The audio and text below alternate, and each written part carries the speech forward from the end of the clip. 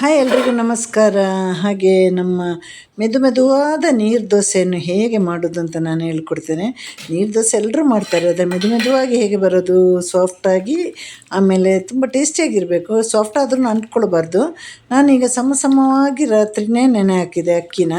ಒಂದು ಗ್ಲಾಸ್ ನಾನು ದೋಸೆ ಅಕ್ಕಿ ನೆನೆ ಹಾಕಿದರೆ, ಇನ್ನೊಂದು ಗ್ಲಾಸಲ್ಲಿ ನಾನು ಅನ್ನದ ಒಳ್ಳೆ ಬುಲೆಟ್ ರೈಸ್ ಇದೆಯಲ್ಲ, ಇದೆರಡು ಸೇರಿಸಿ ರಾತ್ರಿ ತೊಳೆದು ನೆನೆ ಹಾಕಿದೆ. ಬೆಳಿಗ್ಗೆ ಒಂದೇ ಒಂದು ಸಲ ತೊಳೆದು ಇಟ್ಟರೆ ಸಾಕು. ರಾತ್ರಿ ಒಂದು 2-3 ಸಲ ತೊಳೆದೆ ನಾನು. ಆ ತೊಳೆದ ನೀರನ್ನು ಗಿಡಗಳಿಗೆ ಹಾಕಿ ತುಂಬ ಸೂಪರಾಗಿ ಗುಲಾಬಿ ಹೂವೆಲ್ಲ ಬಿಡುತ್ತೆ. ಈಗ ಬೆಳಿಗ್ಗೆ ಒಂದು ಸಲ ತೊಳೆದು ಅದನ್ನು ಮಿಕ್ಸಿ ಜಾರಿಗೆ ಹಾಕಿ ನಮ್ಮ ಕೈಯಲ್ಲಿ ಸಣ್ಣ ಹಿಡಿ, ಒಂದು ಹಿಡಿ ಅನ್ನ ಹಾಕಬೇಕು. ಯಾಕಂದರೆ ಸಾಫ್ಟ್ ಬರಲಿಕ್ಕೋಸ್ಕರ ತುಂಬ ಹಾಕಬೇಡಿ. ತುಂಬ ಹಾಕಿದರೆ ದೋಸೆ ಒಂದಕ್ಕೊಂದು ಅಂಟ್ಕೊಳ್ತದೆ.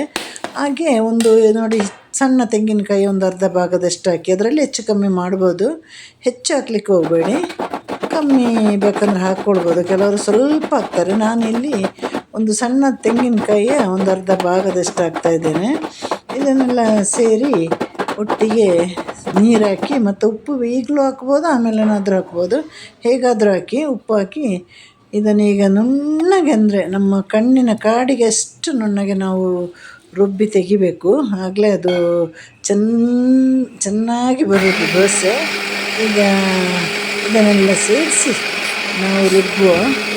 ಪಕ್ಕದಲ್ಲಿ ನೋಡಿ ಗುಲಾಬಿ ಹೂವು ನಗ್ತಾ ಇದೆ ಅಲ್ಲಿ, ಬೆಳಗಿನ ಗುಲಾಬಿ ಹೂವು. ನಮ್ಮ ಬಿಸಿ ಬಿಸಿ ದೋಸೆ ಎಲ್ಲ ಸೂಪರ್ ಅಲ್ವಾ.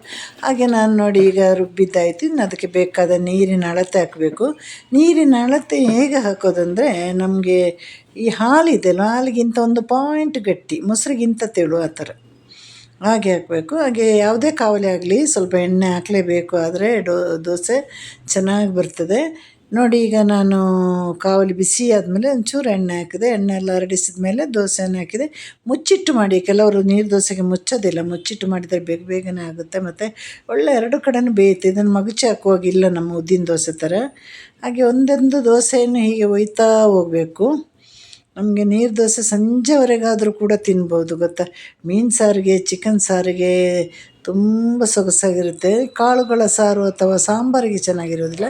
ಕಾಳುಗಳ ಸಾರು ಬಿಟ್ಟರೆ ಮತ್ತು ಚಟ್ನಿ ಕೂಡ ದೋಸೆ ಸೂಪರಾಗಿರುತ್ತೆ. ಈ ಥರ ಮನೆಯಲ್ಲಿ ಮಾಡಿ ನೋಡಿ. ನೀವು ಬೆಳಿಗ್ಗೆ ಒಂದು ಮಿನಿಮಮ್ 3-4 ಗಂಟೆ ಆದರೂ ಅಕ್ಕಿ ನೆನೆಯಲೇಬೇಕು, ಆಗಲೇ ಸಾಫ್ಟಾಗಿ ಬರೋದು ದೋಸೆ. ನಾನು ಬೆಳಿಗ್ಗೆ ಮಧ್ಯರಾತ್ರಿ ಎದ್ದೇಳಬೇಕಲ್ಲ, ಅದಕ್ಕೆ ರಾತ್ರಿ ನೆನೆ ಹಾಕಿ ಬಿಡ್ತೇನೆ. ತೊಳೆದು ನೆನೆ ಹಾಕಿದರೆ ಇನ್ನಷ್ಟು ಬೆಳಿಗ್ಗೆ ಬೇಗ ಬೇಗ ಈಸಿ ಆಗ್ತದೆ ನಮಗೆ. ಬೆಳಿಗ್ಗೆ ಒಂದೇ ಒಂದು ಸಲ ತೊಳೆದ್ರೆ ಸಾಕು. ಅಕ್ಕಿನೆಲ್ಲ ಅರಿಸಿ ಅದನ್ನು ತೊಳೆದು ನೆನೆ ಹಾಕಿ ನೋಡಿ. ಈಗ ನಮ್ಮ ಬಿಸಿ ಬಿಸಿ ನೀರು ದೋಸೆ ರೆಡಿ. ಎಲ್ಲರೂ ಕೂಡ ಮನೆಯಲ್ಲಿ ಈಗ ಮಾಡಿ ನೋಡಿ. ಪುಟ್ಟ ಮಕ್ಕಳಿಗೆ ಕೂಡ ಇದು ಕೊಡ್ಬೋದು, ಅವ್ರಿಗೆ ಇಷ್ಟ ಆಗುತ್ತೆ. ಆಮೇಲೆ ಅವರ ಆರೋಗ್ಯಕ್ಕೂ ಕೂಡ ಒಳ್ಳೆಯದು. ಹೊರಗಿನ ತಿಂಡಿಗಿಂತ ಮನೆಯ ತಿಂಡಿ ಆದಷ್ಟು ಮಾಡಿ ಮಕ್ಕಳಿಗೆಲ್ಲ ಕೊಡಿ. ಎಲ್ರಿಗೂ ಟಾಟಾ, ಬಾಯ್, ಸಿ ಯು, ಟೇಕ್ ಕೇರ್.